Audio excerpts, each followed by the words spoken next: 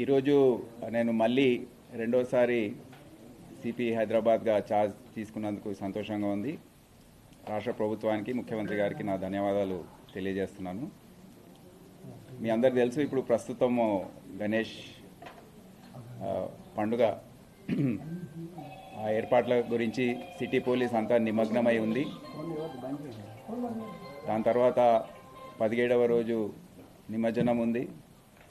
19వ తేదీ మళ్ళీ మిలాద్ ఊరేగింపు ఉంది. సో ఈ అన్నిట్లో ఇప్పుడు సిటీ పోలీస్ పూర్తిగా నిమగ్నమై ఉంది కనుక మన ముందు ఉన్న మొదటి ఛాలెంజ్ అదే.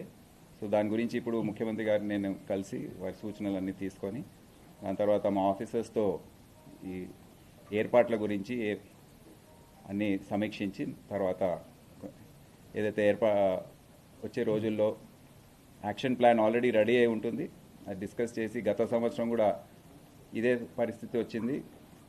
మిలాద్ ప్లస్ గణేష్ ఒకే రోజు రావడం, మరి ముస్లిం మత పెద్దలందరూ కూడా కలిసి పెద్ద మనసుతో వారు దాన్ని పోస్ట్పోన్ చేశారు. ఈసారి కూడా చేశారు. దీని ఏర్పాట్ల కోసం బయట నుంచి చాలా ఫోర్స్ వస్తుంది. వారి కోసం ఉండే ఏర్పాట్లు, పనిచేసే ఏర్పాట్లు ఇవన్నీ కూడా మేము చూసుకునే అవసరం ఉంటుంది. సిటీ పోలీస్ భాషలో వేరే పండుగల బందోబస్తు అన్నీ కూడా క్వార్టర్ ఫైనల్స్, సెమీఫైనల్స్ అని అంటుంటారు. మీ అందరు తెలుసు, గణేష్ని ఎప్పుడు కూడా ఫైనల్స్ అని మనం ఇక్కడ చిత్రీకరిస్తుంటాం.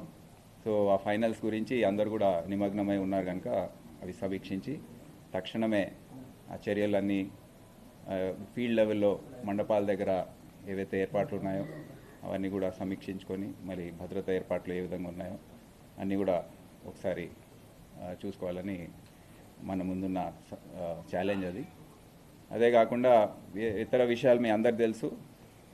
మెట్రోపాలిటన్ సిటీస్లో నేను ఈ గత 8 నెలల్లో చూస్తున్నాను. కొద్దిగా ట్రాఫిక్ పరిస్థితి కూడా ఎందుకు ఉంది అనేది ట్రాఫిక్ ఆఫీసర్స్తో మాట్లాడి దాని గురించి ఏమైనా ప్రజల కోసం ఏమైనా మనం చేయగలుగుతామా, మెరుగైన పరిస్థితులు, అది ఒకసారి చూసుకునే అవసరం ఉంటుంది వచ్చే రోజుల్లో.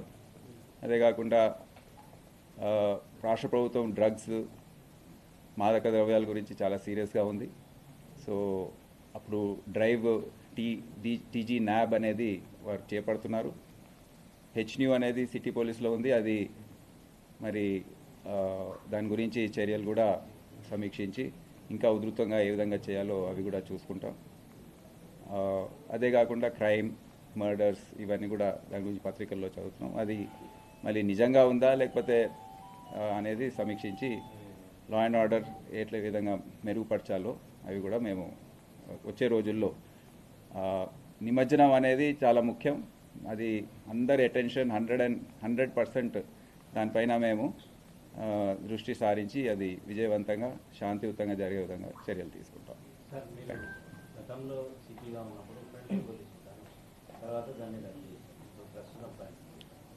ఇట్లా పోలీసింగ్ అనేది ఇట్లా ఫ్రెండ్లీ అట్లా ఉంటుంది. అది friendly policing is part of policing. ఎఫెక్టివ్గా ఉండాలి పోలీసింగ్ అనేది.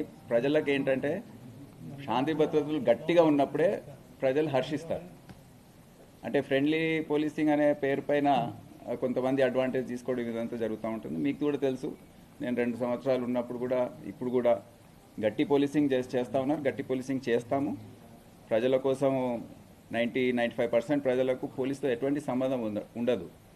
గట్టి పోలీసింగ్ ఉంటే, శాంతి భద్రతలు మంచిగా ఉంటే ప్రజలు దాని గురించి మంచిగా సేఫ్గా ఫీల్ అవుతారు. అందుకే గట్టిగా పోలీసింగ్ చేసి ఏవైతే అన్స్క్రూపులస్ ఎలిమెంట్స్ ఉన్నాయో, క్రిమినల్ ఎలిమెంట్స్ ఉన్నాయో వారిపైన ఉక్కుపాదం తప్పదు. అది ఎట్లయినా మేము చేస్తాం. కానీ ఎవరైతే సామాన్యులు ప్రజల పోలీస్ స్టేషన్కి వస్తారో, ఎవరితోనైతే మేము ఇంటరాక్షన్ ఉంటుందో తప్పకుండా వారితో ఫ్రెండ్లీగా ఉండవలసిందే. దాంట్లో ఎటువంటి తేడా ఉండదు. సో ఇది ఈ మెసేజ్ అందరికి తెలుసు. అది తప్పకుండా మేము చేపడతాం.